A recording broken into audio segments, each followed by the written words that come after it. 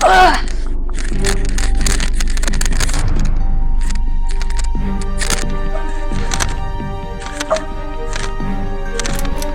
xurujiga guvoh bo'ldingizmi? Ikki narsani aslo unutmang. Birinchidan, vahimaga berilmang. Ikkinchidan, noto'g'ri yordam ko'rsatib, zarar yetkazmang. Eng ko'p ko'rsatiladigan noto'g'ri yordamlar. Xuruj vaqtida bemor og'ziga qoshiq yoki shunga o'xshash narsalar tiqish. Bunda og'iz bo'shlig'i jarohatlari yoki tishlar sinishi mumkin.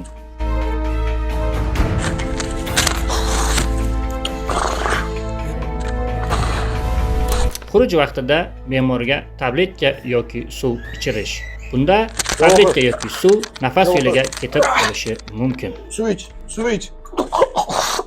Xuruj vaqtida titrashlarni majburan to'xtatib turish. Bunda bemorda nafas olishi yanada qiyinlashib, siz yoki bemorga turli xildagi jarohatlar yetishi mumkin. Javohir, yordam beringlar. Yordam. Talvasa xuruji 3 daqiqalik xavf. Xo'sh, bunday vaziyatda nima qilishimiz kerak? Bunday vaziyatda birinchi bo'lib bo'yin sohasidagi ortiqcha qisib turuvchi narsalarni biroz bo'shatamiz va bemorni yonbosh holatga keltiramiz. Bu bemorning nafas olishini biroz yaxshilaydi. Agarda xuruj 5 daqiqadan ortiq davom etsa, tez yordam chaqiring.